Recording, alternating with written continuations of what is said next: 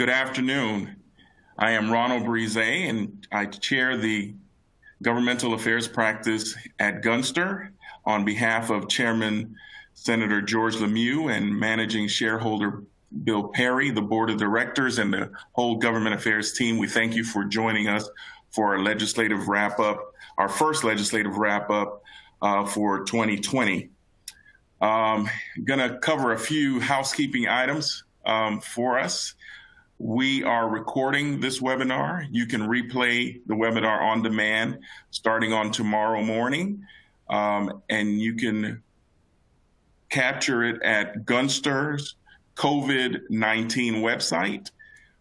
You can find additional timely information and resources as well, and you can go to gunster.com/COVID-19, no hyphen. I encourage you to submit any questions you have using the Q&A feature on your screen. Questions will be sorted. They will be read aloud anonymously and answered by the appropriate presenter. So we've created a dedicated COVID-19 email inbox that we monitor regularly after the webinar. Feel free to email us at covid19@gunster.com. It is my great pleasure this afternoon to have with us two leaders from the Florida House of Representatives. And with us, we have Leader Dane Eagle. He represents the 77th District, which encompasses portions of Southwest Florida, Cape Coral, and the surrounding areas. And he is the majority leader in the Florida House. And then we have Leader McGee, Leader Keone McGee, who represents the 117th District, which covers portions of Miami-Dade County, and it's a pretty wide swath of South Miami-Dade County. And he is the leader of the minority party in Florida. So I want to thank both of you for taking the time to be here with us this afternoon. I know that during these times, you all are knee-deep in constituent services. And so I know every minute that you have available is precious. So we certainly appreciate you sharing some of that time with us and those who are in our viewing audience this afternoon. So let me sort of lay the predicate for our conversation this afternoon. The legislative session ended on March 22nd, which feels like a few lifetimes ago, considering everything that's been going on. It was extended to complete a $93.2 billion budget deal. While each legislative session is unique, this one was particularly interesting, or some would say unusual, as you all were in the process of crafting the budget while anticipating the impacts of the global pandemic on our tourism-based economy, our schools, and our healthcare system. So with that, I'm just going to give you all an opportunity to sort of say hello to our audience, and then we'll get into our questions. So with that, I'll turn it over to Leader Eagle. Well, thank you, Ron, and everybody at Gunster. Can you hear me okay, Ron? Yes, I can hear you perfectly fine. Thank you. Great. Well, thank you for putting this together. I know in times like this, a lot of people are, wondering what's happening, and thankfully, I think our governor, he's doing a great job in getting information out there. And look, this is an unprecedented crisis we're dealing with, so nothing's been perfect, but I am commending our state leaders for at least answering the call and putting their best foot forward and trying to answer the demand from our constituents and the people across the state of Florida in this time of need. And I think that we're getting through it. We've now on day 2 of Reopen Florida. We're now on day 2 of Reopen Florida, and I'm glad to see that restaurants are back and operating. That is a huge part of my district and in the economic production that we put out here. But yes, as far as the legislature is concerned, Leader McGee and I and the rest of the 120 body of the House and 40 members of the Senate, we were we were in Tallahassee during the thick of it. In fact, we had to quarantine a few members, and right when things were happening, lock down the chamber. When we had to go back to finalize the budget, we had to go through screening processes. So we were in Tallahassee while the social distancing order started to happen, and we had to figure out how can 120 people gather and vote on a budget and vote on laws before we can go home and back to our district. So it was challenging times, but we did get the job done. We passed the balanced budget, which is our constitutional duty to make sure that that is done. We passed nearly 200 bills, which are still going to be sent to the governor, which we've actually been holding back on so he can answer the call and the need that we're dealing with right now. And as we look at that budget and those bills, there is question as to is there going to be need for a special session? Does the governor does he go and veto line item a lot of projects so that we can save on the lost revenue that the state is experiencing from the loss of sales tax, which is our number one source of revenue? And does that call into question some of the great things we got done, such as teacher pay, such as environmental funding, such as Sadowski funds? So those are still a lot of unanswered questions, which I'm sure we can get into. But I think the good news is that we did get the job done. We did pass the balanced budget. And as we see the state reopening, we're going to continue to assess the data and see where we head next. But I'm glad to be a part of this presentation and to join you. And I'll let you turn over to Leader McGee and hear what his thoughts are. But I'm on standby until you need me. All right. Thank you, Leader Eagle. So, Leader McGee, what are your initial thoughts? And then we'll get into some of the additional issues that we want to address this afternoon. Well, thank you very much, Brisé, and thank you very much to Gunster for hosting both Leader Eagle and myself for this great opportunity of bringing forth information. And secondly, let's be absolutely clear here. Both of us and both of our parties in this entire state, we have one common enemy. And right now, that enemy is the coronavirus pandemic. And it is our job combined to find a solution, a way, an avenue to beat back this pandemic. What we're seeing right now across this entire state, over 21 million Floridians standing united, pushing for a better way of life. Because as we know, Brisé, we're going to have a new normal, right? But it's the opportunity for us to show that we're bigger than this bully. And this bully will not defeat us, whether it shows higher numbers of death or higher numbers of test results. We're going to be resilient people, and we're going to produce what we know we have always done, and that is being there for one another and showing that camaraderie no matter what. As it relates to what we did in the session, this past session, I have to, again, agree with Leader Eagle. Last session was one of the most unprecedented sessions ever. We were able to get things done as it relates to the affordable housing, as it relates to our teachers, as it relates to our state workers, our environment, and it was one of those sessions for the ages. However, you know, as you saw, we jumped out of the frying pan right into the fire, right, where we now are on the ground dealing with these major issues that can and will change the way of life as we currently know it. So, but it's going to take folk like yourself and your team who are out there educating people like you're hosting this call and bringing them the information right to their cell phones, right to their computer, iPad.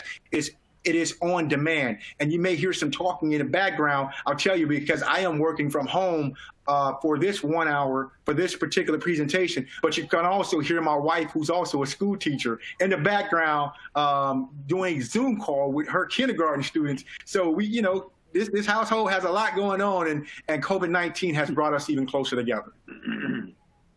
Thank you. And, you know, that is part of our new reality. I think, like most folk across the state, they're trying to balance the working from home and teaching their kids and supporting their kids as they're doing online distance learning.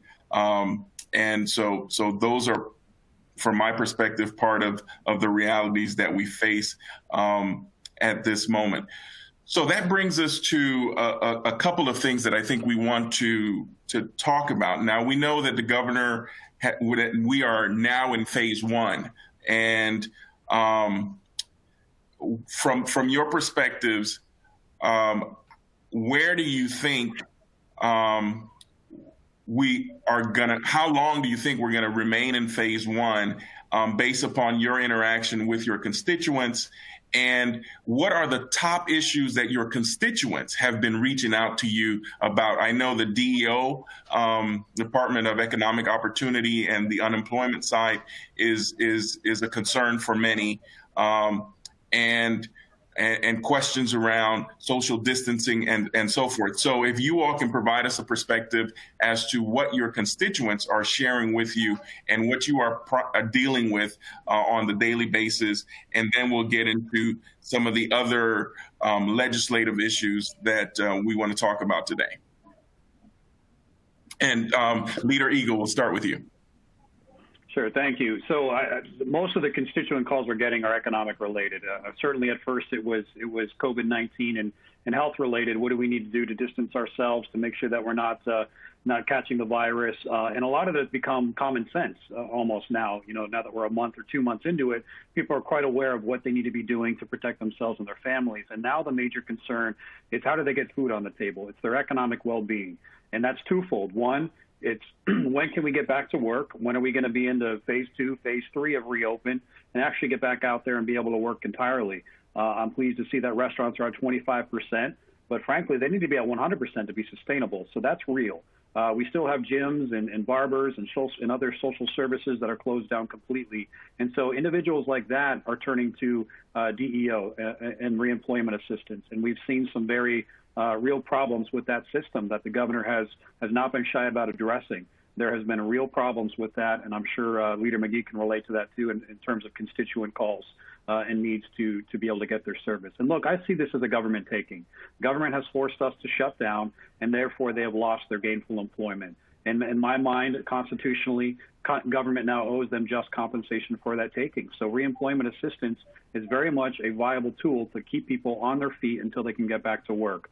So it's twofold. It's getting people back to work, but in the short term, making sure that they have the compensation from the government that's owed to them. And we're getting through that process. It hasn't been an easy one because of the problems with the DEO system. And quite frankly, that's because we have an unprecedented crisis, an unreal demand. This system is built for what we might have seen in the last recession. But this short-term unemployment status that we've been in is unprecedented. It's larger than anything we could have ever predicted.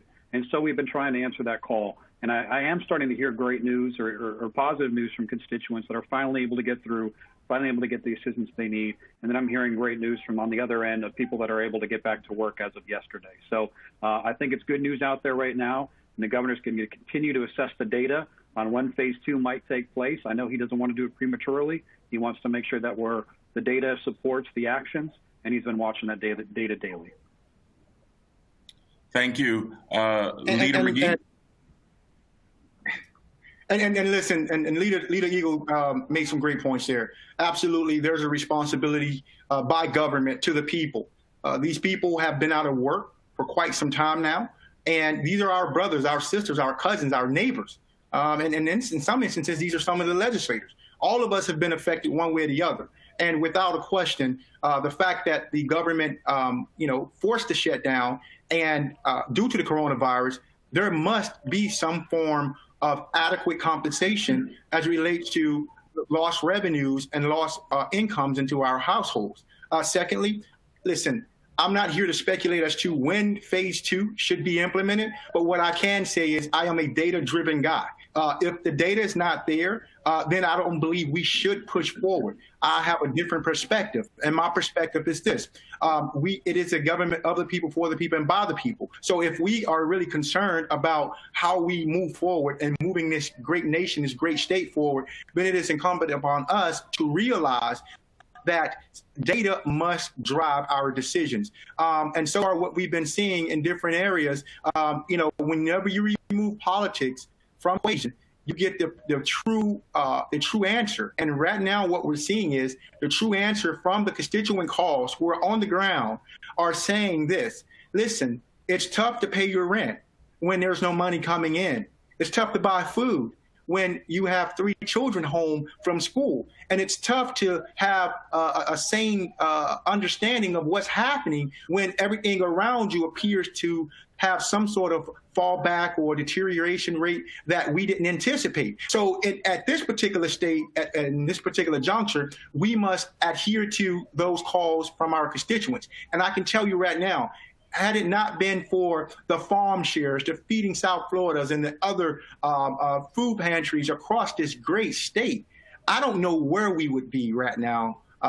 We would be somewhere in a worse situation, I honestly believe. But if there is a special session and we are there to discuss budget, one of the things that we have to look at off the top is going to be the funding for these agencies that provide food to folk who are in need. That has got to be the number one issue. I understand people are going to say, well, what about X and what about Y? But right now it is tough to have anyone to accurately understand what's truly happening when their bellies are hungry and when their kids are hungry. So we have to fix the hunger issue. Once we fix the hunger issue, we can fix everything else. And I'm very much confident in the system with both sides coming together to walk away with a resolution that benefits the people. Excellent. Thank you, Leader McGee. So to that point,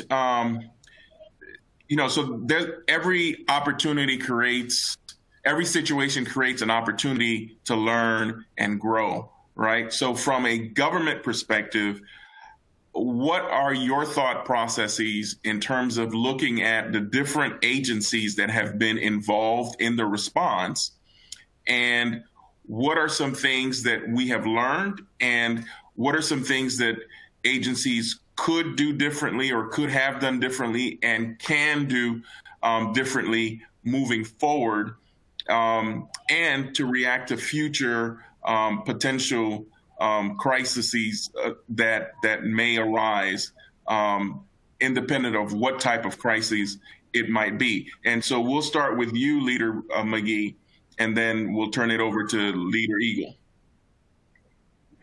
Hey, and that's a great question, albeit it's loaded. There are so many different parts there, but let me focus on this one part.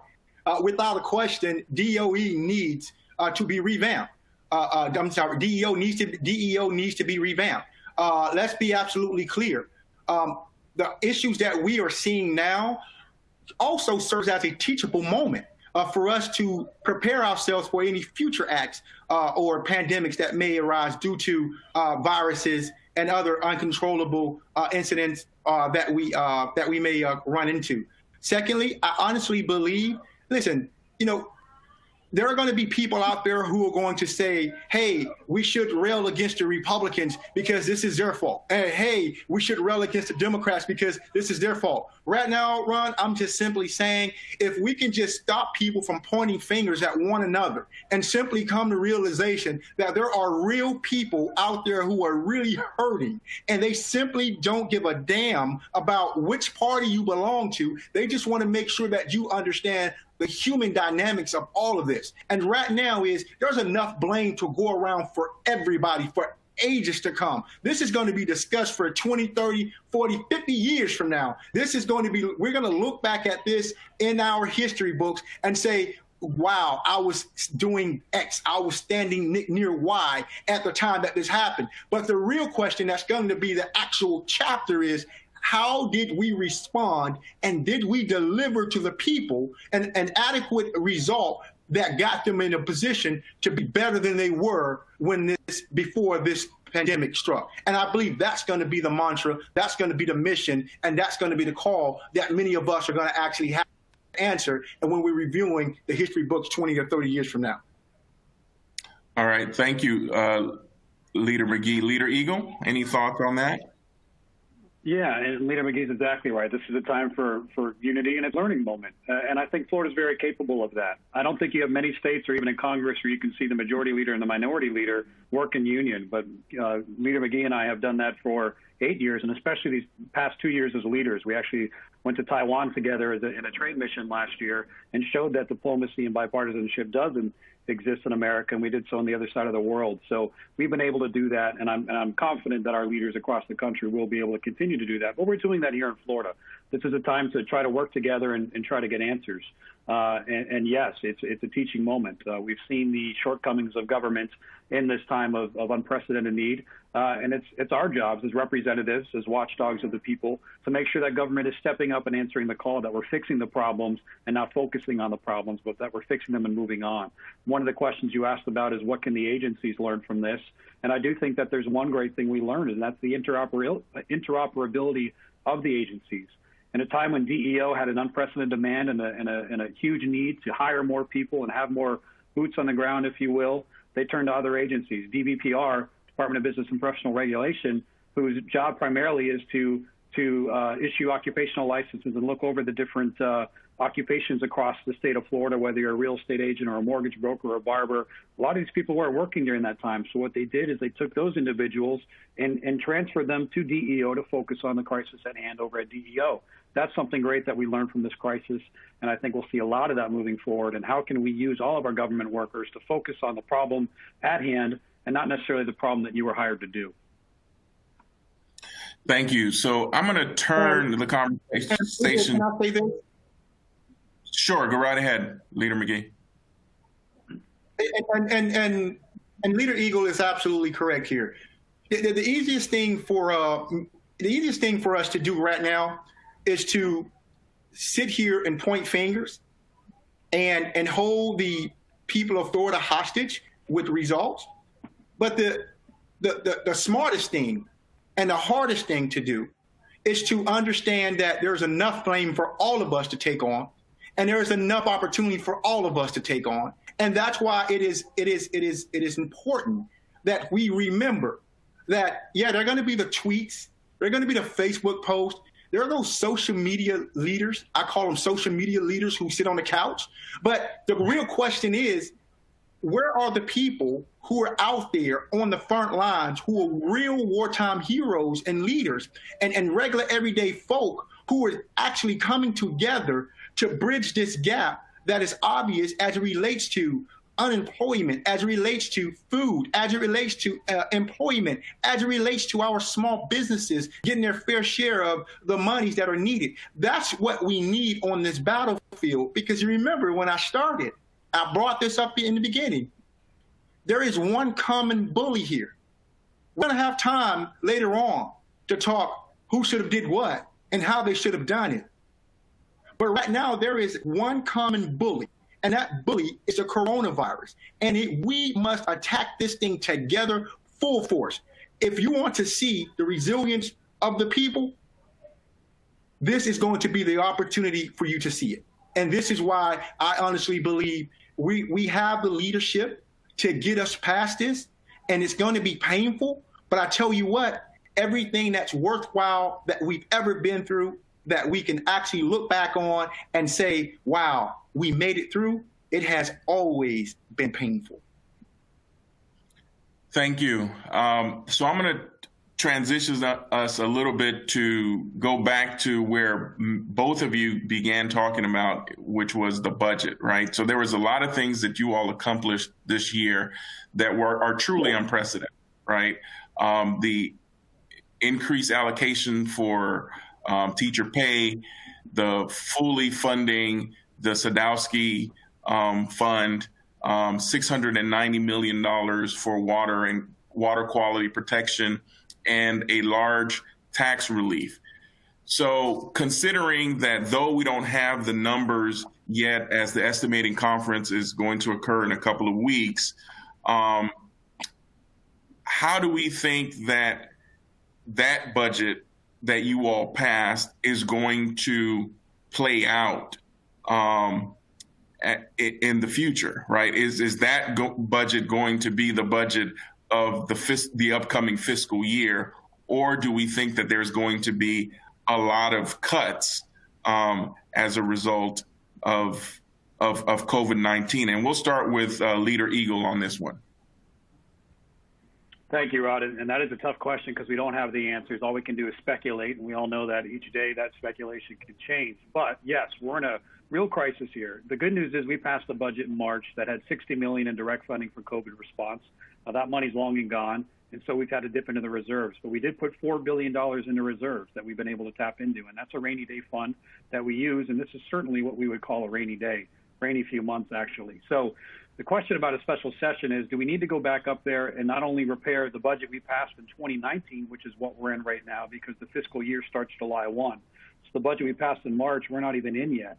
But these months that we're in right now and this declined revenue to the state that we had projected we would have because businesses were open, sales tax dollars were being spent and collected, but now we've got Disney closed, we've got businesses closed, restaurants are closed, the cruise ships are closed, you name it.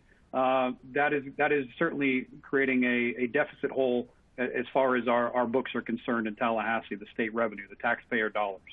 So the governor can dip in the revenues, which he has been having to do. So do we go back for a special session and repair that? In order to repair that, we've got to make cuts. And yes, everything's on the table when you start to do that. So you're looking at the great things we accomplished, such as the Sadowski Fund for Affordable Housing, such as teacher pay, which I hate to mention on Teacher Appreciation Day, such as environmental funding, which is extremely important here in my neck of the woods in Southwest Florida, and probably the number one thing that I like to champion and take home, and tax cuts.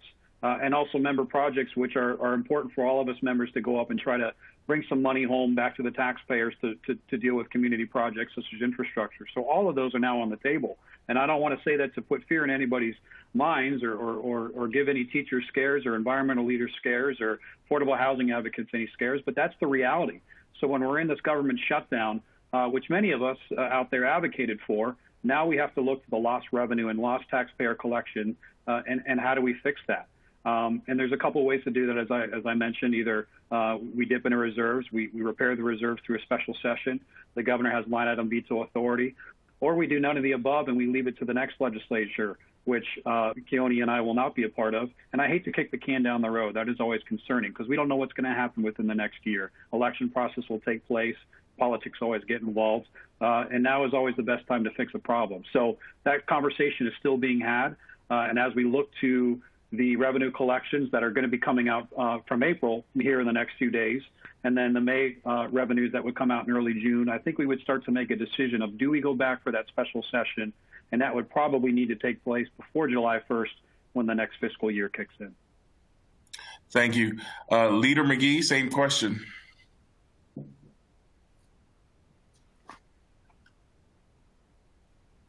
Structure. What we've seen in the past, again, in the past legislative session, we did some unprecedented things. And we understand that many items are going to be on the table if there is a special session call. Now, one of the things I have to say is there are areas we can look at in creating and generating revenue. However, we will fight the fight that needs to be fought as relates to what we can save and what we cannot. But right now, again, this Teacher Appreciation Week, we must understand that one of the biggest things to me, and especially in my household, is the fact that teachers have to have this opportunity to know that they are going to be in a position to have a say at the table as to whether or not and how much if their new raise will be decreased. All right, thank you. So I'm glad you turned to education. And Ron, yes. If you don't mind, not to cut you off, I'd add one thing. I think all the parents out there, including Keone's wife, who's teaching the kids at home right now, would probably say that the teachers deserve a pay raise after everything they've gone through. But they'll have a lot of advocates on their side, that's for sure. I can definitely attest to that as a parent. So I'll share a personal fact. My wife is a nurse practitioner, so she's at the clinic every day.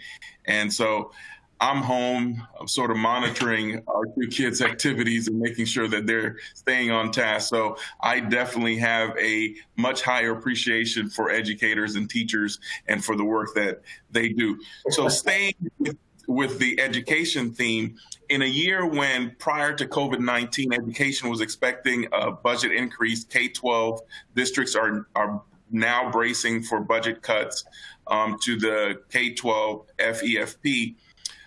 What do you think the impact will be seen in the FEFP for the 20 or 21 school year? I know that is a little bit of speculation on our part in terms of that question, but what are your thoughts on that? And we'll start with Leader McGee on that.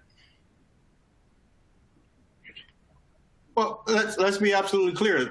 What we're seeing right now on the ground, Ron, we have people who are having issues paying their taxes.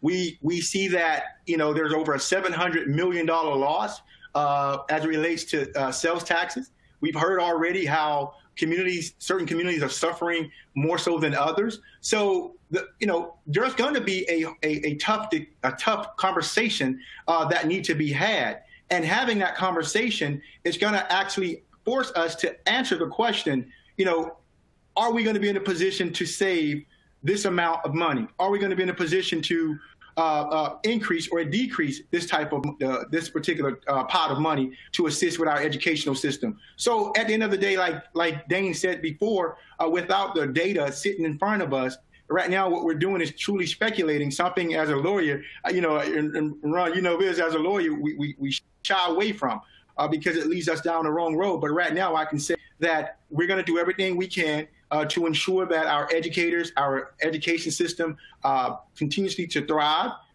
to grow, and to have the resources it needs to ensure that its students are actually getting the best education possible. Thank you. Leader Eagle, you want to add anything to that? Yeah, it is a lot of speculation, but I think that we are going to be faced with those tough questions. But what I can tell you is, even from a conservative point of view, as the Republican leader in the House, the three most important things the state invests in is education, infrastructure, and public safety. So we will be answering the call to make sure that our schools are funded, our teachers are funded, and our students get the best education possible. But we are going to have to answer some tough questions if and when we go back. All right, fantastic. So I'm shifting here to some questions or concerns that certain businesses are thinking about as we are reopening the state. For instance, is there any thought about additional protection that business leaders businesses will need to have with respect to COVID-19 related litigation, right? Just at an example, somebody goes to a restaurant and they were fine when they went to the restaurant, they ate at the restaurant, and a couple of days later, they end up with COVID-19 like symptoms, right? And so from their perspective, they trace it back to that. And so any thoughts around that? And as we're going down that same path, certain students are saying from an educational perspective that they should get refunds from their colleges and universities because the instruction has changed, and some may say that the quality of the instruction has changed, so therefore they should have a right to refunds or to challenge for funds to come back to them just because of these changes. So I want to know what your thoughts are. And there are certain states that are looking at legislation to address some of those issues. And I want to get your sense on Florida's temperature with regard to those types of issues. So we'll start with Leader McGee.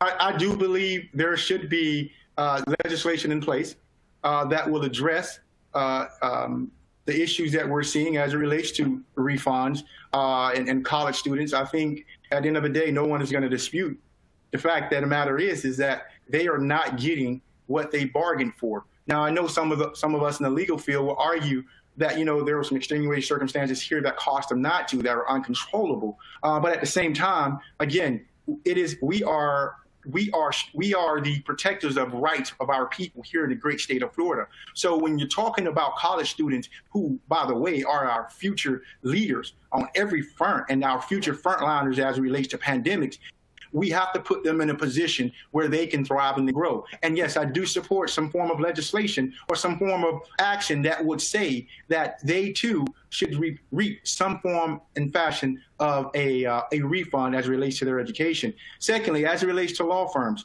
and lawsuits, listen, there are currently there are lawsuits being had across this great state. There are some in Tallahassee I am aware of. Now, what I also understand is, you know, is that conversation, is there going to be that lawsuit or lawsuits?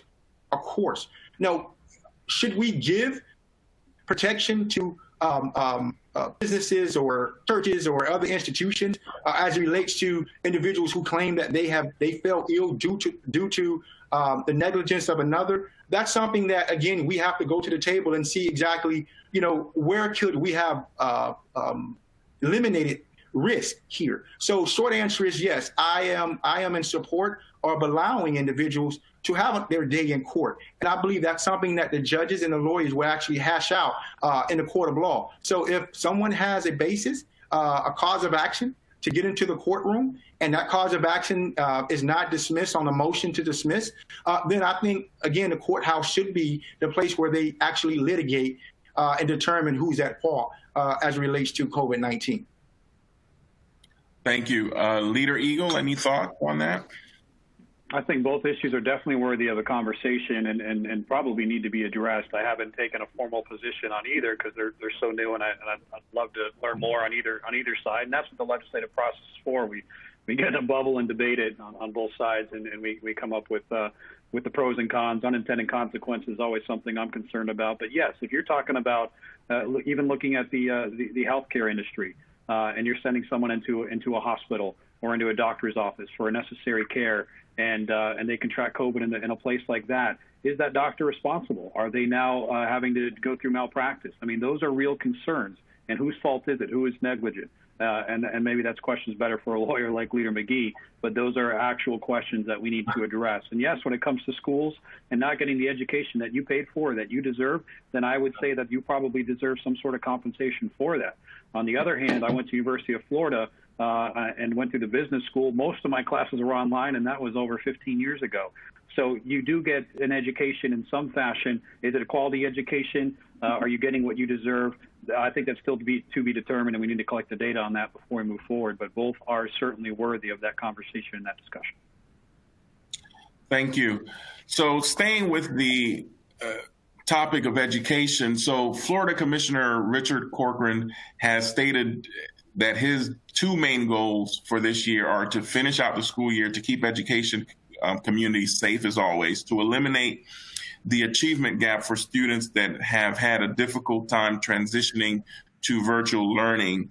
Looking forward to next school year, what steps do you think the Department of Education needs to take to ensure public trust in reopening the public schools? So we'll start with Leader Eagle.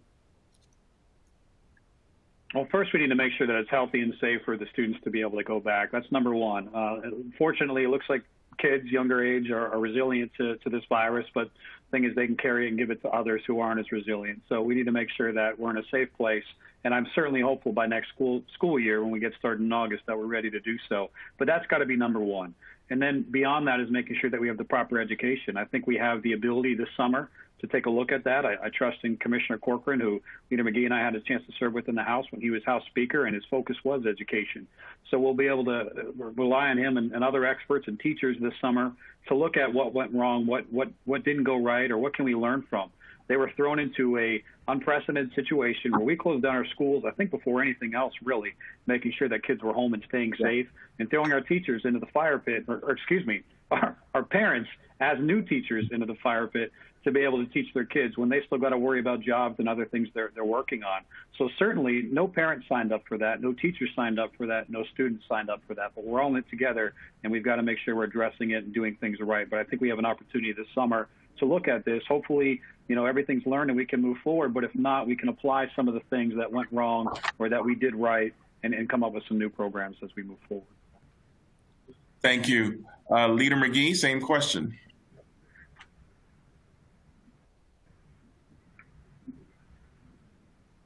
Hey, listen, I echo everything that Leader Eagle has stated.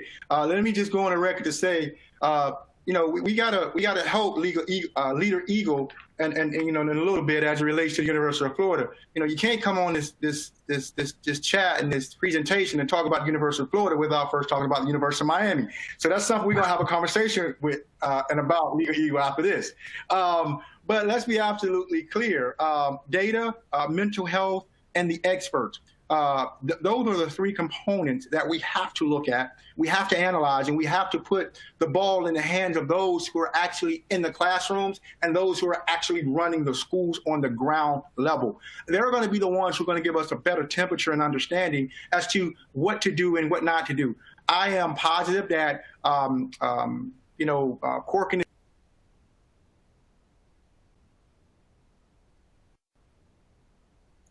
Okay, it seems like we lost Leader McGee for a minute. So hopefully, I think Commissioner Corcoran hacked in and logged him out. All right. So I guess it's you and me for now until he's able to log back in. So I think that both of you agree that there needs to be measured steps to understand what needs to happen in order to reopen schools from a trust perspective. I mean, it's not only ensuring from a data perspective that schools can reopen, but that parents will feel confident enough to send their kids back to school. So I'm going to go back to the budget side of the equation and talking about special session. Is there any thought around the revenue side? I know that we talked about the cutting side. Are there things out there that could be looked at on the revenue side? I know that, at some point last year, or this year rather, there was conversations about gaming and so forth. So I'm just trying to see if there's any gauge your temperature on that concept in terms of on the revenue side. And I guess I'll answer. I don't know if we've got Leader McGee back, but I'll go ahead and jump in. I can tell you that with the Republican-led legislature, we will not be looking to increase taxes, especially it's not something that we try to do, especially in a time of economic difficulty where families are having a hard time as is. We're not going to look to increase the burden on them. Gaming is something that we've looked to year after year. However, that has never gotten done, so I would not put my faith in that.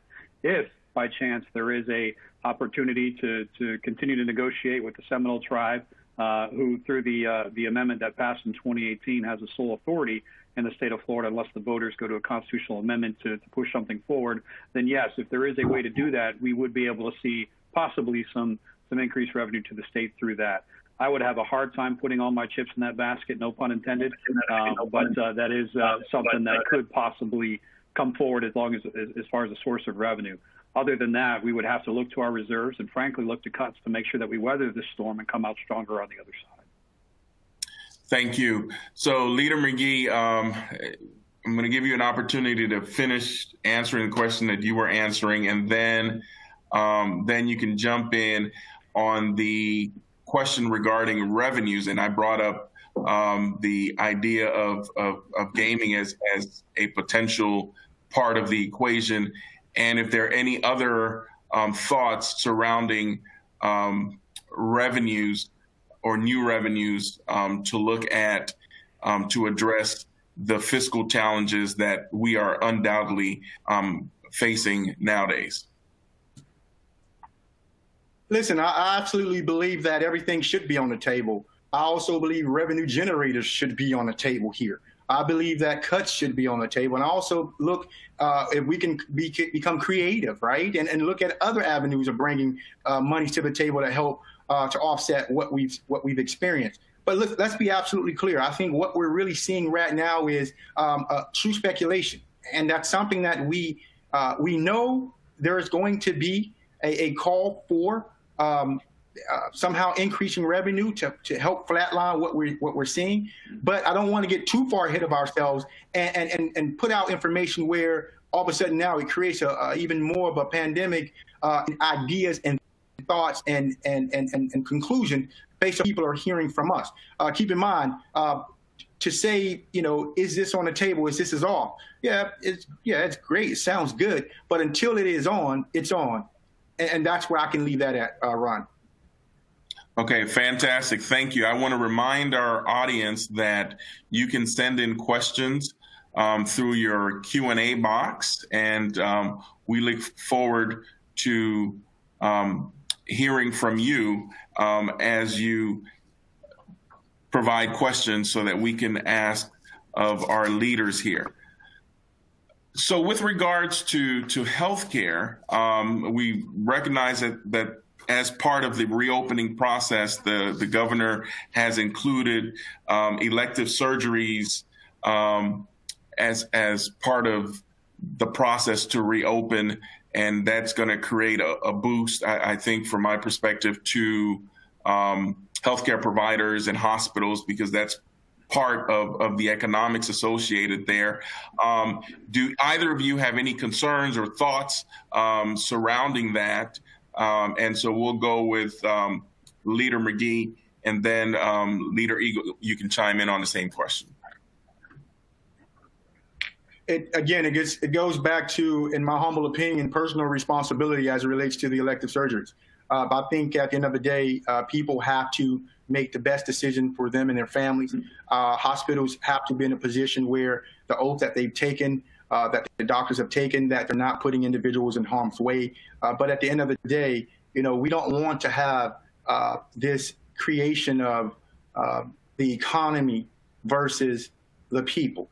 That is something that we don't want to put in people's mind, that, they're advocating for the economy. They're advocating for the people. I think at the end of the day, what we're actually saying, and what we should be saying as leaders of this great state, is that we are advocating for the best result that will benefit the people. So if that requires us to open, more avenues where folk can get more services from hospitals and inside the health industry, then we do it. If it requires us to expand the closure of X, Y, and Z corporation or organization or schools, we do it. But whatever it takes to ensure that the people of this great state are in a better position tomorrow and in the near future, then we must look at it from those lenses. And I think that would give us an opportunity to say we did the job throughout this teachable moment, although it was super tough. Thank you. Leader Eagle? Can you repeat the question, Ron? I want to make sure I answer it properly. Sure. So the question was dealing with healthcare, reopening of services like elective surgeries and things of that nature. What your thoughts are on that, if we are in the right place with respect to that, as far as it being safe and being the appropriate time for it. Sure. I definitely think it's the appropriate time. And in fact, I heard from countless doctors and would-be patients who are looking to have their elective surgeries done weeks ago. And again, when we talk about elective surgery, we're not talking about, cosmetic or plastic surgery. We're talking about a surgery that may not be life-threatening. It's not necessarily a cancer procedure. But yes, it might be a knee replacement. And when you're not mobile, when you can't get in the car to go to the grocery store, get out of bed in the morning, that's an elective surgery that you elect to have to better your lifestyle. And it may not be something that's, cosmetic, but it is something that is life altering. And those were things that people had to put on the back burner and elect, or through choice or not, elect not to go through at the time. And they had to go through months, weeks of pain. So I think it is absolutely the right time that we open that back up, not only for people's health care, but for the economic side of that as well. You have a lot of healthcare providers out there who are not working, and that puts a burden on our economy. So yes, as we start to reopen, I think that is by far probably the first thing we needed to look to, and I'm proud that our governor did. Thank you. So we have an audience question, and I'm going to pose it as they have put it forward. How do you think the understandable focus on COVID-19 in the 2021 session will impact the ability of the legislature to tackle important issues such as water and environmental policy. So I know that neither one of you will be there, but both of you have served for a significant amount of time and sort of understand the culture and temperature. So with that, I'm seeing if you all can address that topic. So we'll start with you, Leader Eagle. I think we're definitely going to see an economic pull in the years to come, and I'm hopeful that I'm wrong. I'm hopeful that our economy snaps back. I think the American people are resilient. Floridians are resilient. They're going to get back out there and get back to work. But I think that every week that we've been closed down, every month that we've been closed down, is a budget shortfall, not only for people's pocketbooks in their homes, but in the money that they're spending out there, therefore a shortfall in state revenues through tax dollars. So our future legislatures are in the next year or two, or hopefully not far beyond that, are going to have to look at cuts.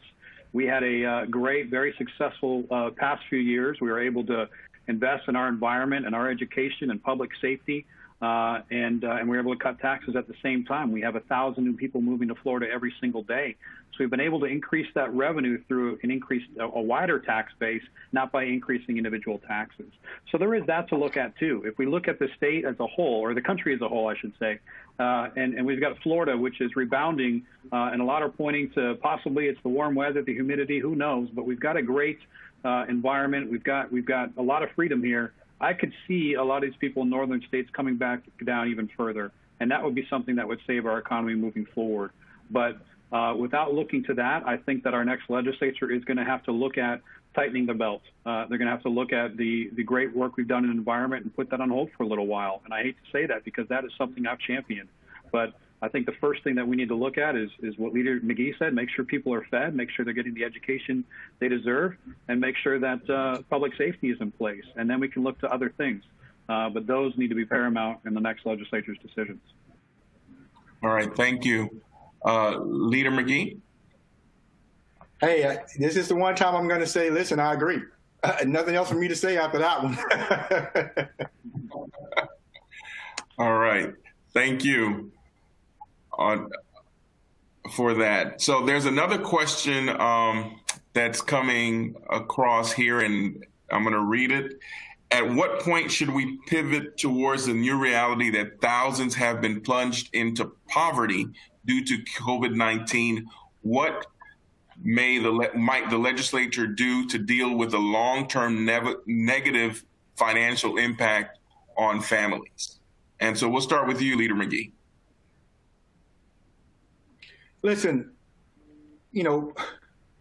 poverty is something that must be dealt with, not just when there's a COVID-19 pandemic, but poverty is one of those that dates back to the biblical days. And we must understand that poverty is real, and we must systematically, continuously attack it as it is the bully of all times. Now, but right now, at this particular juncture, our entire focus must be COVID-19, and we must somehow come away with a task force later on. And I hope this happens, and I will push for it, that a task force must analyze the economic effect, what COVID-19 has caused to the everyday working Janes and Joes out there. And once we realize the true economic impact that it has had on the everyday Jane and Joes, we then go to the next level and ask ourselves, has this particular pandemic increased the amount of people who are now considered to be living in poverty based upon the guidelines? If that answer is yes, we as leaders, we have an obligation to put them in a position, not through saying, oh, we have to give handouts out. No, that's not what we're saying. We're saying we want to give a hand up to where you were before to put you in a position to better secure this economy. And that may require us doing some sort of rebate. That may require us doing something that we have never done before in order to ensure that our people who have given us the power to represent them in Tallahassee are taken care of. So we may have to think outside of the box. And I do believe the word poverty has to be within any analysis that is going to be done from this point forward as it relates to how to ensure and how to strengthen this great state. Thank you. Leader Eagle? I think it's a time as we move forward, not necessarily to look to government, but to look to the private sector and how they've been doing. The government got us in this crisis. And look, of course, it was COVID-19 and government responded. But now we're here because government said you can't go to work, you got to stay home. And now as we get out of this, I want to see government get out of the way. I want to see people get back to work without government interfering. We actually did some great work as a body these past few years when it comes to occupational licensing and deregulation, allowing people to be able to go get their gainful employment without having a permission slip from the government. So I think that is fortuitous in timing that we got that done this legislative session. So people, as we get through this crisis, are going to be able to get back to work easier. They can go find employment. I do believe the economy is going to start booming again. People are anxious to get back to work. They're innovators. They're entrepreneurs. They want to get creative, and that is going to help our economy as a whole. The last thing we need, though, is government to continue to get in the way and tell us what we need to be doing. Rather, government needs to get out of the way so people can do what they need to be doing. All right, thank you. So as we have about 6 minutes left, I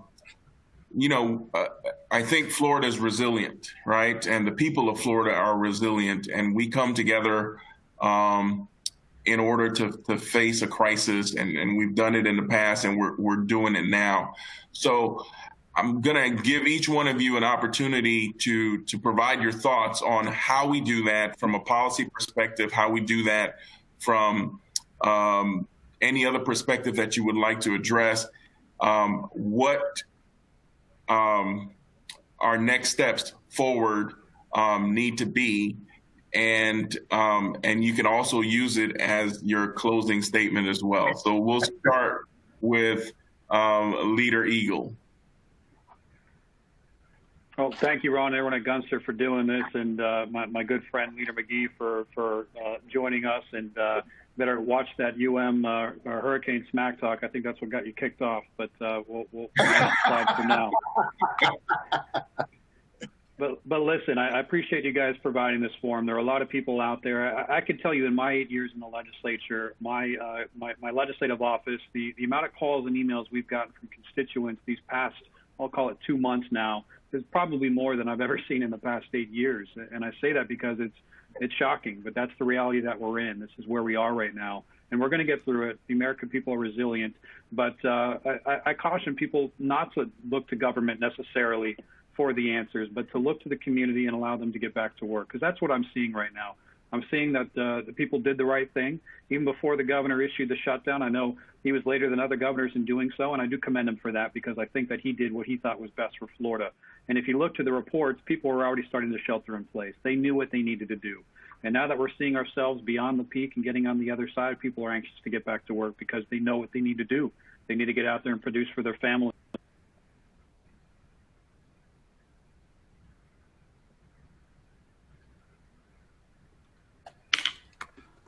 I think we might have lost your audio. Yeah. Okay. Hey, so Rob, I can pick. Yeah, go ahead and pick up, Leader McGee. Yeah, so I'll borrow Leader Eagle's time. It's probably the only time he'll ever give me his time, his remaining minutes. But let me just say, and what he was saying is exactly similar to what I was going to say, and that is, listen, we're innovators here. We're survivors. We are Americans, right? We are Floridians who understand tough times. We've survived hurricanes. We've survived floods. We've survived some of the darkest moments in our lives. And make no mistake about it, I said it before, that COVID-19 is a bully. And united, we will stand against this bully to get our people back to where they need to be. That is my commitment, and that's what I know Leader Eagle is doing on the ground in his community. I know for a fact that it's just a matter of time before we actually can head back and sit at the table of discussion and consciousness and come away with a resolution that will surely benefit our people. And with that said, Ron, and thank you to Gunster and all of you for making sure that the people of the great state of Florida had an opportunity to be present and heard during this presentation. Thank you very much. And this brings us to the end of our webinar. I want to thank both Leader Eagle and Leader McGee for taking the time to join us this afternoon. To all of our participants who joined us online, I just want to express our gratitude, and I hope that you will continue to monitor and keep in contact with Gunster at COVID-19 at gunster.com if you have questions for us and our team, and if we can help you in any way. And you can follow us on our website, our gunster.com, and then you can go to our COVID-19 page on our website, which provides updates, daily updates on everything that's going on across the state and around the state. So with that, we thank you very much. Thank you, both of you, again, for your time this afternoon. And I know that you want to get back to your constituents and continuing to provide service for them. So once again, thank you, everyone. And this concludes our webcast.